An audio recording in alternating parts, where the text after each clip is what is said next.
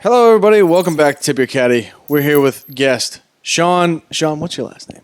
It's Manego. We're gonna Manego. Shaun, thank you for joining us here at Tip Your Caddie. What's going on, everybody? Calm down. Audience and Are you stoked to be here? yeah, I'm pumped. I think this is a pretty cool podcast and open forum to talk about our lives. I think it's sick. Shaun has been a caddy at Calusa Pines for how many years? 25. I started COVID, so it's 5-6 years. Shaun, and how many years you been a member? A caddy at the bridge. Second season. Nice. Lucas, do you have anything to add No. about Shaun's illustrious caddy career? No, not at all. All right. Do you have? I don't know. I don't know enough. I do know Yeah, some, no, but that's true. Shaun, give us Just a something. grinder. Give us He's a how grinder. give us how So- you got into caddying. Yeah. So I had a buddy kind of introduced me to caddying when I was in Colorado, and I was working like outside ops, and my buddy's like, "Hey, you should try caddying." And I said, "I'll try it." It's going back now. So, 8 years. How did your caddy progression go? Did you go from there to Florida? How did you get to Florida? How did you get to bridge? So Florida's always been home. So home base is Florida. It's actually an interesting story. So after that year, I went and kind of like really wanted to do more caddying. I wanted to actually just caddy full time, and so I went and did Whistling Straits. Which, if anybody knows Whistling Straits, it's like caddy Dude, zoo. that looks like hell. I'm not gonna lie. I look at that course and I actually DM a caddy from there. Seems wicked chill. But I look at the pictures he posts. I'm like, that's hillier than the bridge. No, it is for sure. No, and what sucks about that stretch at the Straits, especially the Straits course. So you got 4 courses there. Most guys are caddying at the Straits and the Irish. So there's 2 courses right there on the water on Lake Michigan. The Straits course, obviously the one that you saw at the Ryder Cup, and, PGAs and stuff like that. That course is huge. Rolling hills, ton of land. It's probably, sand. yeah, it's a tough walk. Yeah. And then you get the Irish course, which isn't too bad. But it's a factory there. Like, you got people coming in from all over the country. You don't know them. You just kind of go out there. You kind of just caddy on the fly. You get to meet people. And I think it's the best crash course if you want to learn how to caddy. Start caddying. Just get thrown into fire. Oh, I bet. Yeah. Me and this kid Matt, when we first went to East Hampton, he was the first guy. I was like, "Where did you caddy before?" I was like, "Oh, Whistling Straits," and he fucking loved it. Like, he said that place was awesome to caddy at. Yeah, I don't know. I my experience there was, so I went into that summer. I was probably 183 pounds. I was feeling good. I was working out and everything, and then I went there. I probably worked the most out of any first year guy. I really made it a point to work as much as I could. I probably worked 6 or 7 days a week, and I doubled every day. Jesus. I left that summer there. Yeah, it's crazy. Jesus. And the bag fees there are not anywhere near what we get, obviously. But I left there at like I remember like 144, 140. 40 I lost 40 pounds. Insane. But I remember how I would do it. So like my philosophy is like, you don't take. It sounds stupid, but like if you don't take from like the concession stands or whatever, like they'll tip you more at the end, whatever. Anyway, so Which is a very dumb way to think about Whatever. it. You guys- Here's the get it. thing. Back in the day, that's what I thought too. I was like, if I take from the concession stand, Yeah, I know. it's gonna affect my tip. Yeah. Like, what a dumb way to think. Sure. No, I mean, but you know what I mean? Like, when you're in those environments, these guys are coming from all walks. It's not like your New York crowd. It's not like Chicago. Well, Yeah, they're sometimes not it's wealthy. Chicago, but it's just like you're getting Regular people. guys. Yeah, exactly. Weekend warriors and stuff like that. Anyway, so I would eat in the morning. Let's say I get in at like 6. I get done at 6 p.m. So it's like a 12-hour day, right? And then I'd go to like a Moe's that they had up there in Sheboygan. I would get like double chicken, double rice, and that would be it. So I'd Holy eat twice shit, all day. dude. And I remember like my mom seeing me when I got back, and she was like, "Yeah, you can't do that again." Holy shit. Lucas, That's insane. you never caddied the Straits, did you? No.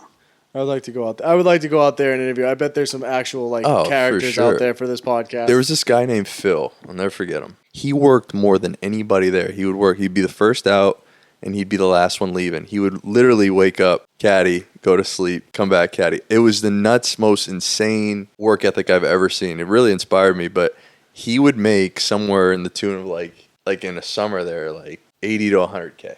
No shit. And he wouldn't work over the winter. And he would Yeah. get there. He would start. I think they open in April or something, and then they would cut it off in like October. And he would work every day, double, pretty much be up when the sun's up and leave when the sun's down. And he would do it every day. He packed his own lunch and everything. It was insane. It was That's crazy. insane. That's awesome. Seeing caddies like that is awesome. Yeah, like just it the was- work ethic is nuts. It was bananas. Which But is kind of worth it. Like, I personally don't have the mentality for it. If I can get out of Dodge, I'm gonna get out of Dodge. I'm like this caddy Jeff we had on. One a day, every day. That would be my fucking. That would be my ideal life. Nah, I don't blame you for thinking that way. I think that's. I mean, look, right now, I tore my ACL. I'm okay with that. Just caddying 18 holes and. Right. Holy shit! You're caddying the bridge with a torn ACL, bro. It's partially torn. Let's not make it out to be something crazier wild. than it is. It's not that bad. All right. Here's a question for both of you, and I've done this. Have you ever tanked a read on purpose out of spite? Or have you ever done anything? No, but sometimes you think okay, my player's cutting a putt, right? Yes. And he's been doing it multiple times. So you'll make a read maybe based on that instead of giving him the right read. Right. So if you're saying the putt is right edge, okay, but he's been starting it inside the cup all day. Yeah. You're like, okay, I'm gonna give him a ball out, maybe 2 instead, so he pulls it. Well, yeah, but theoretically, you don't really want to do that. You want to just give him the right line in the weird odd case scenario where he hits the right line. But in the same breath, if he keeps missing it, yeah, it is. If he keeps missing it, right, you got to say something. Yeah. What about you? Have you ever misread or misclubbed someone on purpose? No. My ego is too fragile to do that. I did it to. I only care when I'm out there about being right. Oh, you did it. I did it. Oh, you did it. Oh, I did it. I did it to someone. I did it to someone very famous. The diddler strikes again. Manny Machado. I'll never forget. Manny Machado, you did it? Yeah. To? Yeah.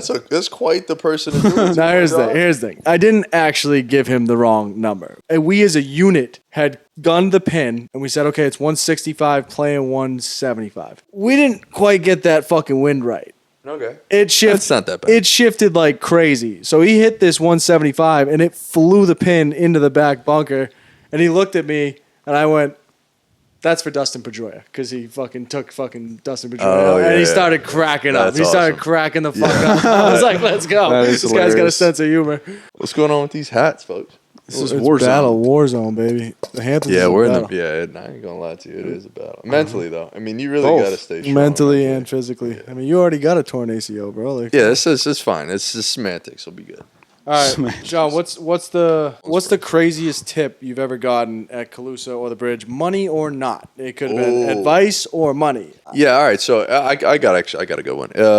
I had a guy give me a set of mirrors. And I almost bought those off you. Yeah, so I got two sets of mirrors. One were heads, so they were the MC 501s. He ended up he was playing he just got this set of Mira baby blades, and this guy, nice guy, but just nobody's good enough to hit these irons. They're the size of one of those 7 irons that you use to practice. Have you ever seen those? They're small, smaller heads for practice or whatever. This is what these irons look like. If you ever Google Mira baby blades, you'll know what I'm talking about. But he gets them, and it's his first round, and so he's hitting them on the range or whatever. I'm like, oh, dude, these are sick. I've always wanted a set of Miras. I've been actually looking at a couple, but they're that's a dream club or whatever. Yeah. He goes, well, what ones were you looking at? And I go, oh yeah, just the MC 501s or whatever. And I'm saying this to him, and I'm not even thinking anything of it, right? And he goes, oh, I have those in my trunk. You want them? I was like, what? That's insane. These are $3,000 clubs. That's right? wild. Crazy. And disclaimer, they were used. He maybe hit the 7 iron 4 or 5 times. This is but he goes, yeah, I hit these a couple times. I just didn't like the way they set up. You can have them. I said, what? Yo. That's pretty sick. Yo. So how did you go about dealing with that? That's a mind fuck. No. So what I did was I took those irons and I put the shafts that I had in them. And the ferrule in mirrors are a little different than others. So it had to be adjusted a little bit, but it ended up working out, and I didn't really pay for anything there, which that's so sick. Yeah, dude. it was spectacular. That's a good one. Yeah. Lucas, what about you? Well, it was yours with the rangefinder one, but it's similar. I told this before, but I was using one of my first 5 loops ever. Had my rangefinder out. Some guy that flies his friends around. They play all these courses, blah blah blah. I was using my rangefinder, and they asked if it was slope adjusted, and I was like, no, I didn't. I didn't pay up with it on the slope. He's like, oh, here, take this one. But I knew this was in the beginning of the round. I knew by the way he said it, he might mean have this one. It was one of those real nice Leopold rangefinders. Okay. It's real heavy. Leopold's a rifle scope maker. Gotcha. It's really nice. What do you guys think the biggest difference is between caddying in Florida versus caddying in the Hamptons? Maybe you guys don't feel this way. I feel like I get way way more tired in Florida. Like if I loop in Florida, Oh, I dude. feel like my body went through like 36 holes. Like Dude, those up it's here. really crazy you say that because like we're on carts and I get tired. And I think it's just the sun. Like September, Yeah, October down there, it takes it out of that you. sun just beats on you down there. Yeah, I can see that. What about you, Lucas? What do you think? I mean, yeah, it's the people. It's just more relaxed in Florida. This is definitely more real caddying. Florida to me feels like everything's a little easier. I think it The is. reads I are think it easier. is. Yeah, the reads- courses are easier. We're just hanging out. We're on carts. This might be course You're on specific. carts? Yeah. Oh, all God the, bless America. all the time, Yeah. dude. All the time? Dude, that's I our just feel thing. like golf's easy in Florida. Oh man, we don't have none of that.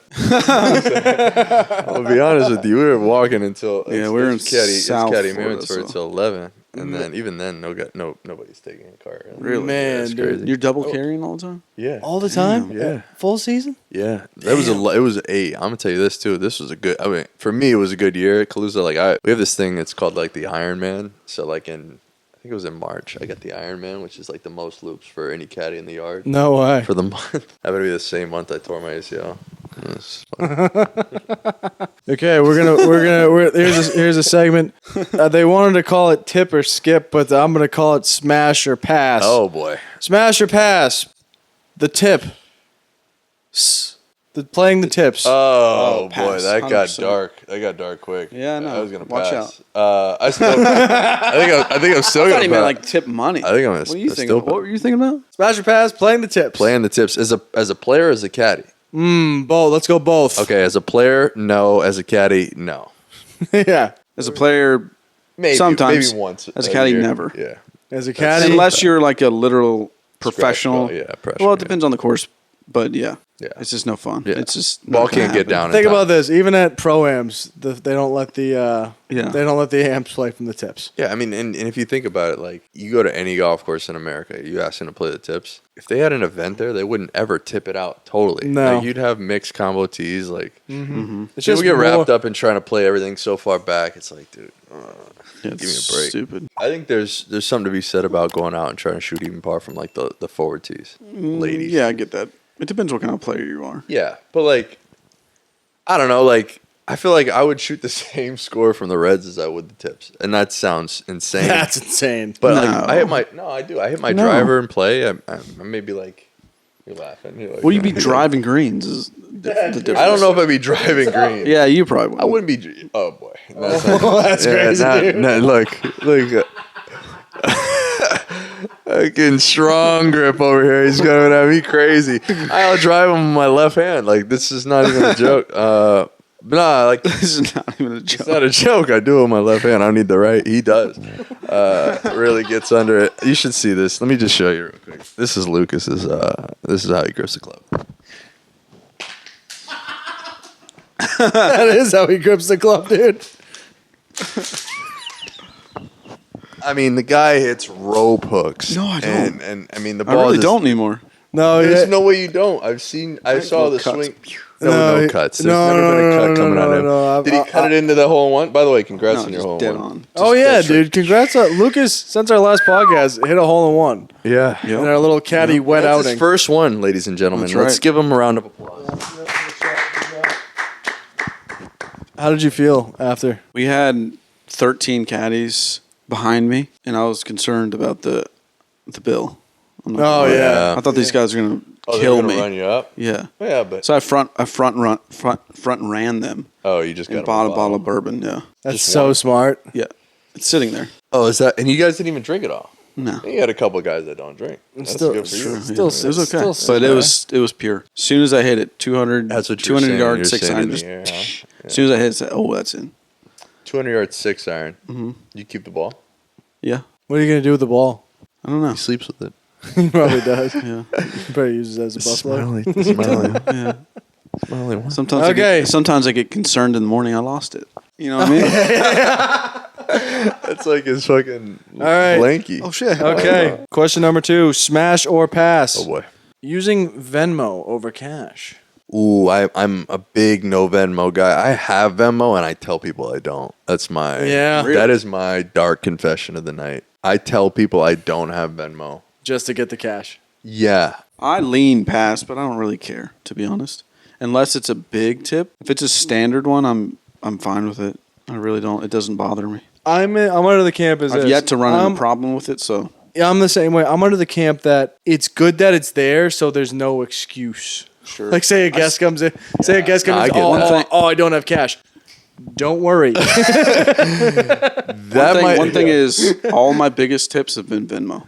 Yes, and that's a problem. Yeah, 100%. That's a problem, dude. I know, but I don't. But Yeah, it's much easier for somebody to put in a huge number. Yeah, and you probably Yeah, got the phone most out of that loop, right? Like if they had to go 100%, find cash, it might not be the same exactly. amount, right? Like I get that. No, I get it. All right, the third question of smash or pass: eating out, going out to eat. Just in general, Yes, as caddies, smash it. Take him to Gluckman's. That's right. Take him to Gluckman's. Smash it for sure. Yeah, the smash burger at Gluckman's is good. I'm 36. The last thing you want to do is come home and cook. Yeah, but what if you cooked already before? You can You come home to I'm like just saying, a meal that you know. when you work hard, you should eat well. I'll never forget. Not that cooking doesn't eat well, but I'll never forget the first time I ever did 54 holes in a day. It was the 4th of July 3 years ago. I was at East Hampton. All I wanted, East Hampton's way the fuck out there. Yeah, There's a it is. burger place out in Montauk. And Oh, yeah. You know what I'm talking about? Yeah, I do. Yeah, There's a it's burger phenomenal. place- And dude. they got great shakes. Yeah. 54 holes in. you love a shake. I'm dead fucking tired. Damn I'm right. dead tired after 54. And I go, I'm not fucking eating what I cooked. I'm going to get a burger. I fucking deserve it. Bro, I take this left and Yeah, it's right on the highway. The light was fucking green and I went, or the guy in front of me went, I went, and then all of a sudden, boom, there was a fucking Jeep in the right side of my car. just fucking douche. I'm Probably like, change your perspective. It's like, yeah, I ain't doing it. I'm cooking next time. Yeah, I was like, ain't worth the risk. No, that's crazy. That I'll tell you right now though, that place in Montauk is good. But not piggybacking off you, I'm actually going the other way. I do like cooking. I think depends on where you're at. If you're in Florida, I think you get reasonably priced meals. Out here, True, yeah. you got to cook if you're trying to save some money. Because True. you You'll go out to spend- eat here on accident, you're spending $40 to $50. Yeah. Yeah, easy. I mean, and that's just, not even drinking. that's just dinner. Like if you're getting $50, breakfast, you're $15-$20. So you can. I mean, last year I think I averaged like $60-$70 a day in food, which is crazy. that's crazy, dude. It is And that's crazy. just- I was eating in the morning, but you got to also understand, like you guys have a range here. I didn't have the lady that I was renting from last season. She didn't like the smell of meat. She was a little weird. So That's tough. If, So I wasn't able to you're cook. wondering how difficult it is to Yeah. find a spot to live to caddy in the Yeah. Hamptons, his fucking lady didn't like the smell. bring no meat in Great. here, No, okay? But yeah, I had to eat out every day, and it cost me. And I will not do it again. Nah. That's why I'm cooking at the crib. Smash or pass. Bumping music throughout 18 holes, but it's all country. Smash it. Hell no. Hell no. I don't even like country, but I just like music out there. I like music. I'm tired out there. of the Country- boring awkwardness. Nah, I can't stand country. But that's You 'cause of- fucking seem country. yeah. You're a country boy, Sean. Yeah, You are a okay. country You bumpkin. Country bumpkin. yeah, Country crazy boy. man. Nah, Some I'm, country. I've never liked country, but some of it I'm I like don't like any of it. Chris Stapleton I'm type with, shit. like the whole time country would be tough. yeah. But Oh. to be honest, I'm kind of with you where it's better than nothing. The In loop's going to be Florida- better if there's music on it, Agreed. just in general. Yeah. What's the coolest thing you've done with someone you've caddied for outside of work? You guys listen to music, obviously. We were just talking about it. You guys know who Noah Khan is? Yeah. All right. So, No. Noah Khan. Noah Khan. You know Noah Stick Khan. season. Stick season. Stick I ain't, season. I ain't proud of all the punches that I've thrown in the No. name of someone I no longer know. Doon, doon, doon. For the shame of being young, drunk, and alone.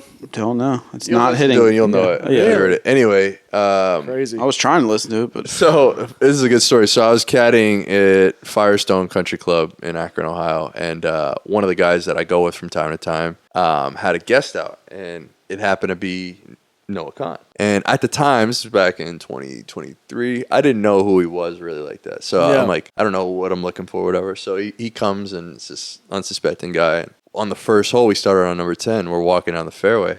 And I'm like, so who's the singer here? And he's like, I am. And I'm like, oh, what's up, brother?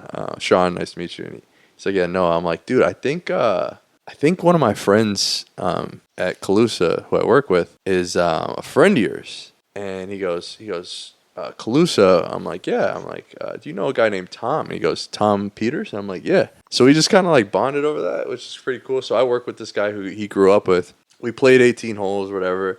And he goes, Shaun, you got to come out to my show. I'm like, I don't know a word of any of the lyrics of any of the songs he has. I'm like, I don't even know what he sings, right? Yep. And he goes, no, you got to come out. You got to come out. I was like, all right. So I got his number. I texted him. He texted me back. He's like, tickets will be ready at will call. And so I go, and the tickets are like for backstage, everything. Like no total shit. access, yeah. So I go, and he's a total rock star in 23. I was the only black guy in the audience, but I was also the only one who wasn't singing along to every single word. And I was like, bro, this guy's like a rock star. So I started listening to his music. It's awesome music. I go backstage with him, and we just chopped it up for a little bit. But yeah, that's sick. Dope. Shaun, you're also the first black guy on Tip Your Caddie, so let's go. Breaking boundaries, baby. We're really doing it. We're really doing it here. This is a DEI hire. This is to reach the masses. I've got to go. One of the guys I caddy for gave me he just out of the blue was like, hey, do you want my Heat tickets? And I'm like, yeah, sure, that'd be dope. He was supposed to go with me. He's like, no, take your girl. Okay, I'll go. Oh shit, bro.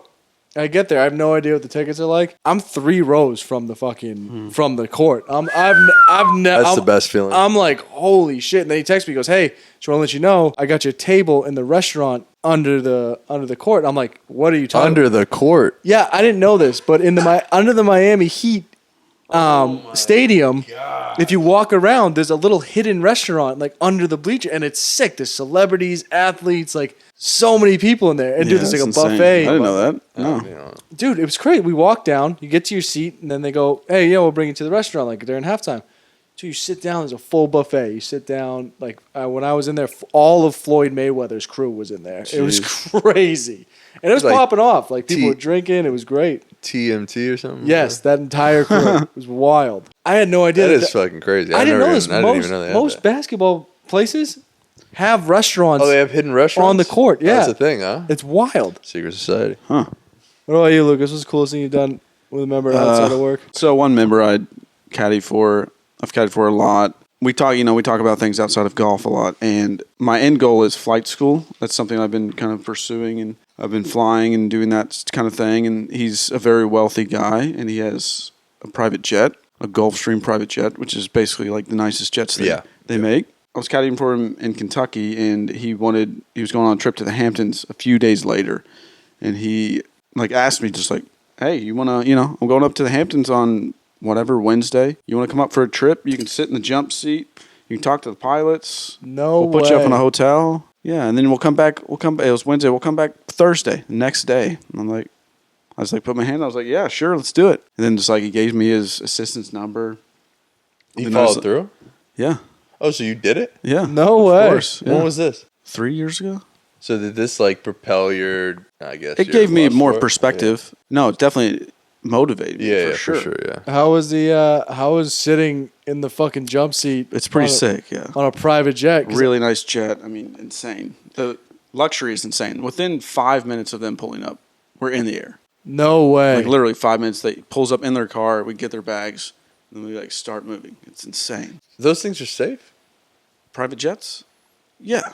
I don't know. Especially the big like ones. The big ones are safer. Let's go back to this question though. Like how fucking blessed are we? Like, who are we to have done all like these cool fucking experiences with these guys? Like, and to be honest, it's more and more like because the people that we caddy for are some of the best people in the world when you get to know them. Like, and if they know that you have their back, they're gonna have your back 100%. Yeah. And we're just very lucky to be in our position to be around these people who like take a liking to us and like, be like, hey, this is cool what you're doing. Like, it's cool. You're a cool dude. Like, it's cool to meet these guys. Like, very thankful, very blessed to be here, even though the job, like we say it all the time, repetitive and all physically demanding, mentally demanding, but it's all worth it because it's like experiences like this. Sure, no doubt. Sure. Yeah, we definitely got. It takes you places, you wouldn't be going otherwise. That's for sure.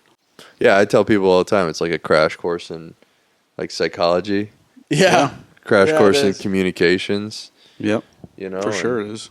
Like you're with a bunch of affluent people, man. Like if you need a recommendation, you can get one at a drop of hat, which is insane. Well, I got a good question for the pod. Oh yeah, Shaun, closing arguments. I don't know if you've ever had this happen to you, but like, what do you do when somebody like whatever your beliefs are, right? Like if you're Republican, Democrat, you believe in something or you don't. What happens? Where are we going here? Huh? Where are we going here? I don't I'm know. going somewhere. Watch this. Jeez. But like, what do you do when somebody is completely in your opposition? Like I'm the type of person that like I'll work for whomever, but sometimes people get kind of disrespectful. Like Blake, I think of Blake. So last year, regardless of your political affiliation or whatever, but Blake got verbally berated for who he was voting for potentially. No shit. Yeah, oh yeah. I know what I would do, but what would you do if somebody? Told you you're wrong in life. It's a good question, but one, I think I'm too silly goose to get into those conversations anyway. Sure. Like for me, like I'm out there. If they're talking politics or whatever, I'm just not getting involved. But if they were to ask my opinion, then they were telling me that I was wrong. I'm just gonna give them a big old I don't give a fuck, bud. Like think whatever you want. Yeah, but do you keep caddying for them?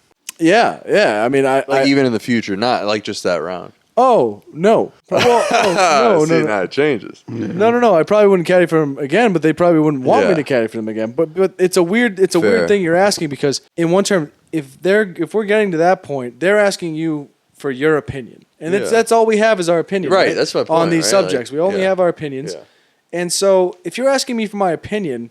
Oh, okay. I'm gonna vote for this. Oh, I'm this. I'm for this. I'm not for this. And then I say mine, and you have to come. You come at me and tell me I'm fucking wrong. It's like who are you fucking God? Who are you, my mother? Like what are you fucking talking about, kid? Get the fuck off the golf course.